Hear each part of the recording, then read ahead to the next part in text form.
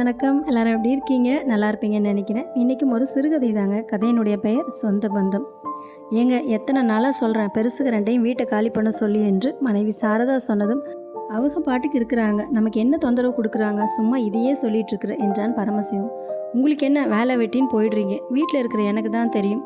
தினம் ஏதாவது சீனி சீரகம் கொடுன்னு கேட்டுக்கிட்டே இருக்குது அந்த பாட்டி. பெரியவர் குப்புசாமி பென்ஷன் வாங்குறாரு தானே, மளிகை சாமானெல்லாம் வாங்கி போடுறாரு. அப்புறம் என்னவா? அவங்க 2 பேருமே ரொம்ப சிக்கனம். காலையில் பேப்பர் வாங்கினா ஆளாக அவங்க படிச்சுட்டு அப்புறம் தான் நம்ம படிக்கணும். ஒரு பேப்பர் வாங்கிக்க வேண்டியது தானே. ஓசி டிவி, ஓசி பேப்பர்னு இப்படியே காலத்தை ஓட்டுதுக என்றால் எரிச்சலுடன். வீடு அவங்க படிக்கிறதுனால பேப்பரில் என்ன எழுத்து குறைஞ்சிடுவா போகுது? இல்லை டிவி கேபிள்காரன் தான் பணம் நம்மக்கிட்ட கூட கேட்குறானா? நம்ம காலையில் வேலை வெட்டின்னு இருக்கிறோம், அவர் ஓய்வாக வீட்டில் இருக்கிறாரு, அவருக்கும் நேரம் போகணும்ல. அது சரி, ராசி பலன் பார்க்கலான்னா கூட பெரியவர் ஒரு எழுத்து விடாமல் படிச்சுட்டு தான் நமக்கு கொடுக்குறாரு.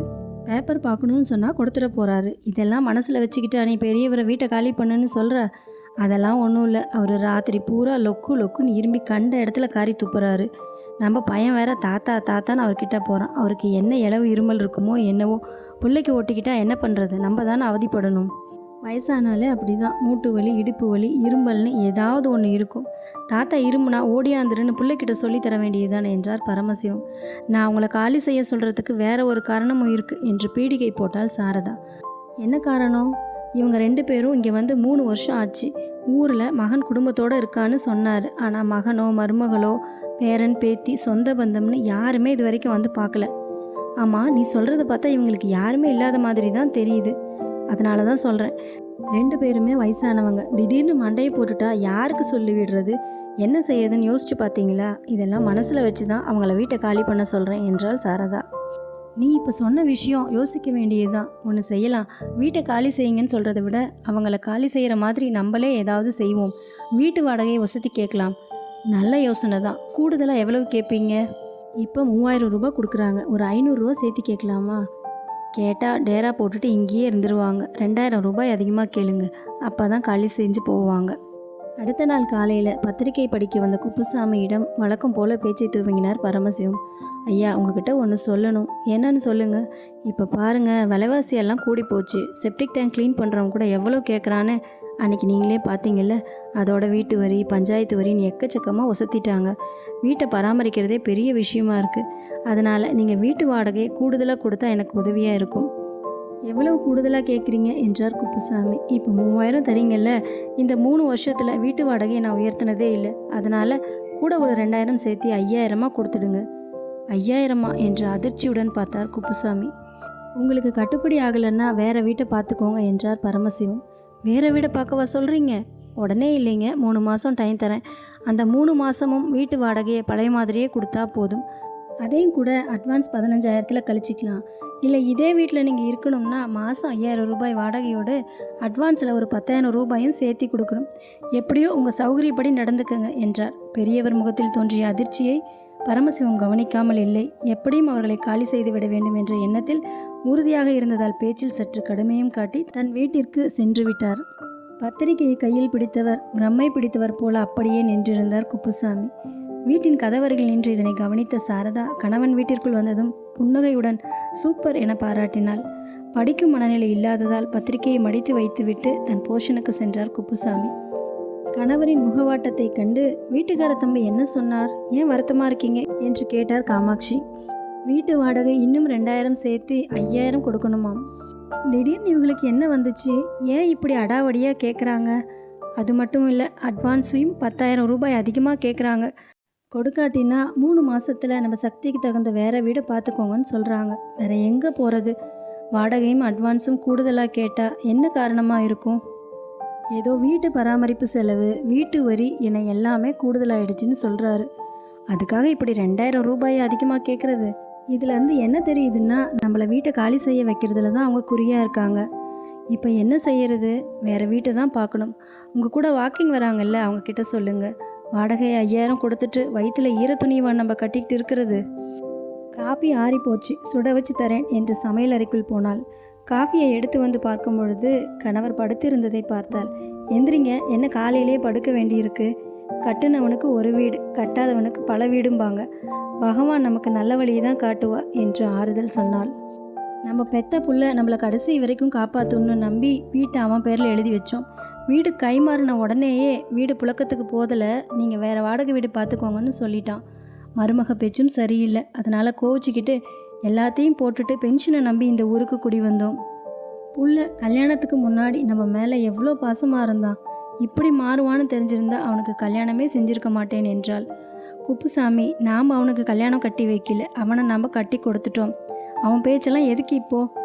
நீ எங்கள் பிள்ளையே இல்லை, நாங்கள் செத்தாலும் எங்கள் பொணத்தில் கூட முழிக்காதுன்னு சொல்லிட்டு தானே வந்தோம் என்றாள் காமாட்சி. சரி, அவன் பேச்செல்லாம் இப்போ எதுக்கு? நாம் எங்கே குடி போகிறதுன்னு மட்டும் யோசி. இதில் யோசிக்கிறதுக்கு என்ன இருக்குது? உங்கள் வாக்கிங் நண்பர்கள்கிட்ட எல்லாம் சொல்லி பாருங்கள். ஏற்கனவே அதை தானே நான் சொன்னேன். ஆமாம், அப்படி தான் செய்யணும். நாட்கள் நகர்ந்தது. ஆனால் வீடு தான் அமைந்த பாடில்லை. வாக்கிங் சென்று வீடு திரும்பிய குப்புசாமி சோர்வுடன் நாற்காலியில் அமர்ந்தார். என்னங்க, உங்கள் வாக்கிங் நண்பர்கள் வீடை பற்றி ஏதாவது தகவல் சொன்னாங்களா? இல்லை, எதுவுமே பிடிபடலை. 3 மாதம் டைம் வேற முடிஞ்சிருச்சு. இன்னும் கொஞ்ச நாள் டைம் தான் கேட்டு பார்க்கணும். வாடகை 6000 ரூபாய்க்கு குறைவாக வீடே இல்லைன்னு சொல்கிறாங்க. பள்ளிக்கூட பசங்க எல்லாம் படிக்கிறதுக்காக பக்கத்து ஊர்லேருந்து குடும்பத்தோடு நம்ம ஊருக்கு வந்திருக்காங்களாம். அதனால் இங்கே கிராக்கி ரொம்பவே அதிகமாகிடுச்சு. அப்படின்னா வேறு வீடே நமக்கு கிடைக்காதா? 5000 ரூபாய்க்கு குறைஞ்ச வாடகைன்னா டவுனுக்கு வெளியில் புது குடியிருப்பில் தான் நம்ம குடியிருக்கணுமா? சரி, அந்த மாதிரி தான் பாருங்களேன் என்றாள் காமாட்சி. இவர்கள் பேசி கொண்டிருக்கும் பொழுது பரமசிவம் 3 மாதம் டைம் முடிய போகுது, இன்னும் 2 நாள் தான் இருக்குது, வீடு ஏதாவது உங்களுக்கு கிடைச்சதா என்றார். தோதா எதுவுமே கிடைக்கலிங்க. எனக்கு தெரிஞ்ச புரோக்கர் ஒருத்தரை வர சொல்லியிருக்கிறேன். அவர்கிட்ட சொன்னால் உங்களுக்கு சரியான வீடை பார்த்து கொடுப்பாரு, கவலைப்படாதீர்கள் என்றான். ரொம்ப சந்தோஷங்க தம்பி. அவர் எப்போ வருவார்? ஃபோன் செஞ்சுருக்கிறேன், வந்துக்கிட்டே இருக்கிறார். சிறிது நேரத்தில் புரோக்கர் வந்ததும் அவர்களின் நிலையை எடுத்து கூறி குப்புசாமிக்கு அறிமுகமும் படுத்தி, ஐயா, இவர் தான் புரோக்கர், இவர்கிட்ட நான் எல்லா விவரங்களையும் சொல்லியிருக்கிறேன். ஐயா, ஒரு வீடு இருக்குது, அதில் 2 ரூம். ஒரு ரூமில் வீட்டுக்காரங்க சாமானத்தெல்லாம் போட்டு வச்சுருக்காங்க. மற்ற ஒரு ரூம், ஒரு hall, kitchen, attach bathroom, toilet எல்லாம் இருக்குது. வாடகை 3000 தான். வீட்டு ஓனர் மும்பையில் இருக்கிறாரு. வீடு என் பொறுப்பில் தான் இருக்குது. வாங்க, வீட்டை பாருங்கள். அட்வான்ஸ் 15000 ரூபாய். என்ன சொல்கிறீங்க? வாங்க, வீட்டை பார்க்கலாம் என்று சொல்லி சட்டையை மாட்டி புறப்பட்டார் குப்புசாமி. உங்கள் வீட்டு அம்மாவையும் கூட்டிகிட்டு வாங்க, அவங்களுக்கும் பிடிக்கணுமில்ல என்றார். சிறிது நேரத்தில் தன் கணவர் மற்றும் புரோக்கருடன் வீடு பார்க்க புறப்பட்டார் காமாட்சி. ஒருவித நிம்மதியுடன் இருந்தனர் பரமசிவம் தம்பதியினர். வீட்டை பார்த்துவிட்டு குப்புசாமியும் காமாட்சியும், வீடு எனக்கு பிடிச்சிருக்குங்க, அக்கம் பக்கத்துலலாம் வீடுக இருக்குது, ஆனால் இனிமே தான் அவங்களோட பழக்கத்தை ஏற்படுத்திக்கணும். அவங்கெல்லாம் எப்படி இருப்பாங்களோ போங்க. பேங்க்கு, கடைக்கு எல்லாம் போகணுன்னா கொஞ்சம் தூரம் தான் போகணும். நீ என்ன நினைக்கிற காமாட்சி? பரவாயில்லைங்க, தண்ணி காற்று எல்லாம் இங்கே நல்லா தான் இருக்குது. இங்கே ஒரே வீட்டில் ஒரே போர்ஷனில் இருந்தோம். எதுவானாலும் வீட்டுக்கார தம்பி அவர் மனைவி சாரதாவையும் அவசரத்துக்கு கூப்பிடலாம். அவரோட இந்த குடியிருப்பில் குழந்தையோட பேச்சும் சிரிப்பும் நம்ம கவலை எல்லாத்தையும் மறக்கடிச்சுது. ஆனால் இதெல்லாம் அங்கே இருக்காதில்ல என்றாள். நீ சொல்கிறதும் வாஸ்தவம் தான் காமாட்சி. உறவுகளோட பாதுகாப்பாக இருக்கிற மாதிரி இருந்துச்சு. ஆனால் இது அங்கே கிடைக்காது என்று இருவரும் பேசிக்கொண்டிருந்தனர். பரமசிவத்திடம் புரோக்கர் வந்து அவங்களுக்கு வீடெல்லாம் ரொம்ப பிடிச்சி போச்சு, ஆனால் தனி வீட்டில் இருக்கணுமேன்னு கொஞ்சம் யோசிக்கிறாங்க. நீங்கள் எப்படியாவது 2 பேரையும் காலி பண்ண வச்சுருங்கன்னு சொன்னதுனால தான் நான் வாடகையை வீட்டுக்காரங்கக்கிட்ட பேசி 4000 இருந்ததை 3000 குறைச்சேன். 2 பேருமே ரொம்ப வயசானவங்க. நடக்கக்கூடாது ஏதாவது நடந்துருச்சுன்னா நமக்கு பெரிய சுமையாக போயிடும். இந்த 3 வருஷத்தில் இவங்கள பார்க்க யாருமே வரல. இவங்களுமே எங்கேயுமே போனதில்லை. இவங்களுக்கு ஏதாவது ஆச்சுன்னா நம்ம யாருக்கிட்ட போய் சொல்கிறது, என்ன செய்கிறது? அதுக்கு தான் இந்த ஏற்பாடு. உனக்கு கமிஷன் நானே தரேன், அவங்கக்கிட்ட கேட்காத. சாமானத்தெல்லாம் ஏற்றி போகிற செலவையும் நானே ஏற்றுக்கிறேன் என்றார். அப்படியா? இவங்க 2 பேரும் யாரோட ஆதரவுமே இல்லாமல் தனியாக இருக்காங்களா? அப்படி தான் நினைக்கிறேன். இது வரைக்கும் இவங்களுக்கு ஒரு ஃபோனோ இல்லை கடுதாசியோ எதுவுமே வந்ததில்லை. அந்த சமயம் ஏதோ சொல்ல வந்த குப்புசாமியின் காதில் புரோக்கரும் பரமசிவமும் பேசிக்கொண்டு இருந்தது காதில் விழுந்தது. சற்று நேரம் அப்படியே அசைவற்று நின்றவர் பின் ஏதும் அறியாதவர் போல அவர்களிடம் வந்தார். வாங்க வாங்க, உட்காருங்க. பொருட்களெல்லாம் ஏற்றி போக ஆட்களையும் வண்டியையும் நானே சொல்லிட்டேன். நாளைக்கு நல்ல நாள், போய் பாலை காய்ச்சிடலாம் என்றார் பரமசிவம். பரமசிவத்தின் அவசரம் குப்புசாமிக்கு இப்பொழுது நன்றாகவே புரிந்தது. அவர் பயப்படுவதிலும் நியாயம் இருக்கிறது என உணர்ந்தார் குப்புசாமி. அட்வான்ஸில் 3 மாத வாடகையை கழித்த பிறகு மீதமிருந்த 6000 ரூபாயை கொடுத்தார் பரமசிவம். தன்னிடமிருந்த 9000ஐயும் சேர்த்து புரோக்கரிடம் அட்வான்ஸாக கொடுத்துவிட்டு சாவியை பெற்றார். புரோக்கர் மறுநாள் காலை பரமசிவத்தின் ஏற்பாட்டின்படி 2 கூலி தொழிலாளர்கள், ஒரு வேன் வாசலில் வந்து நின்றது. இரவோடு இரவாகவே பொருட்களை மூட்டை கட்டி வைத்தார் குப்புசாமி. பாதுகாப்பாக எடுத்துச் செல்ல அவரிடம் ஃப்ரிட்ஜோ டிவியோ என எதுவுமே இல்லை. தட்டுமுட்டு சாமான்கள், அடுப்பு, கேஸ் சிலிண்டர், 2 கட்டில்கள், ஒரு சேர், ஒரு ஸ்டூல், துணிகள் உள்ள 2 பெட்டிகள், கட்டைப்பையில் புத்தகங்கள். கூலி ஆட்கள் சாமான்களை வேனில் ஏற்றினர். பரமசிவம் குடும்பத்திலிருந்து விடை பெற்று வேனில் ஏறும் முன் பரமசிவம் கையை பிடித்து சாவியை கொடுத்தார் குப்புசாமி. மறந்துடாதீங்க எங்களை, வீட்டுக்குள்ளே போய் பாருங்க என்று நான் தழுதழுக்க கூறி வேனில் ஏறினார். வேன் புறப்பட்டு சென்றதும் பொருட்கள் எதையும் மறந்துவிட்டு சென்றிருப்பாரோ என்பதை உறுதி செய்வதற்காக பரமசிவமும் அவர் மனைவியும் அவர் இருந்த போர்ஷனுக்குள் சென்றனர். கபோர்டை திறந்ததும் அதில் 50,000 ரூபாய் ஒரு கடிதமும் இருந்தது. கடிதத்தை எடுத்து பரமசிவம் வாய்விட்டு படிக்க ஆர்வத்துடன் கவனித்தாள் சாரதா. மகன் பரமசிவத்திற்கும் மருமகள் சாரதாவிற்கும் பேரன் கோபிக்கும் என்னுடைய ஆசீர்வாதங்கள். பெற்ற பிள்ளைகளால் நாங்கள் துரத்தப்பட்டோம், அனாதையாக்கப்பட்டோம். உங்கள் வீட்டிற்கு குடி வந்தோம். உங்கள் எல்லோரின் அன்பும் அரவணைப்பும், குறிப்பாக பேரன் கோபியின் ஒட்டுதலும் நாங்கள் அனாதை இல்லை என்ற மன ஆறுதலை எங்களுக்கு அளித்தது. எங்களுக்கு மரணம் சம்பவித்தால் என்ன செய்வது என்று உங்களின் தவிப்பும் கவலையும் எங்களுக்கு புரிந்தது. இத்துடன் ஒரு 50,000 ரூபாயையும் வைத்திருக்கிறேன். நீங்கள் நினைப்பது போல் ஒருவேளை எங்களுக்கு முடிவு ஏற்பட்டால் பிள்ளை ஸ்தானத்தில் இருந்து நல்லடக்கம் செய்ய வேண்டுகிறோம். இந்த உதவியை மறுக்காமல் செய்ய வேண்டுகிறேன். அனாதையாக வந்தோம், ஆதரவுடன் இந்த 3 ஆண்டுகள் வாழ்ந்தோம், அனாதையாகவே செல்கிறோம். நன்றியுடன் குப்புசாமி. ஏதோ குற்ற உணர்வு மேலிட கண்கலங்கி பார்த்தாள் கணவனை சாரதா. பணத்தையும் கடிதத்தையும் சாரதாவிடம் கொடுத்துவிட்டு ஸ்கூட்டியை எடுத்து விரைந்தார் பரமசிவம். வேனிலிருந்து பொருட்களை இறக்கிய குப்புசாமி தம்பதியினர் வீட்டை திறந்தனர். பரமசிவம் அங்கே வரவும் சரியாக இருந்தது நேரம். அவனை பார்த்த குப்புசாமியும் காமாட்சியும் முகம் வளர்ந்து வாங்க வாங்க என்று வரவேற்றனர்.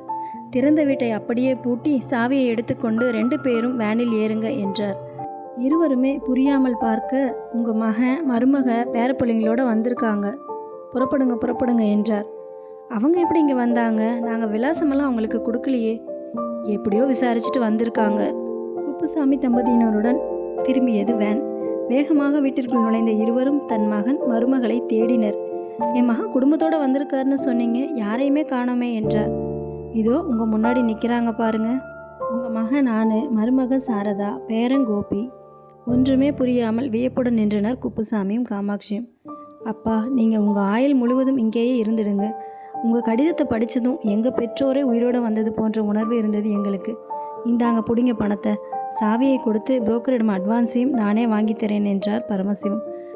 குப்புசாமி காமாட்சி கால்களில் விழுந்து ஆசீர்வதிக்க வேண்டினர் பரமசிவம் தம்பதியினர். ஹை, தாத்தா பாட்டி வந்துட்டாங்க என கட்டி கொண்டான் பேரன் கோபி. சொந்தமென்று வந்தது எல்லாம் சொந்தமும் இல்லை, ஒரு துணை இல்லாமல் வந்தது எல்லாம் பாரமும் இல்லை என்று திரைப்பட பாடல்தான் எங்கிருந்தோ காற்றில் மிதந்தது.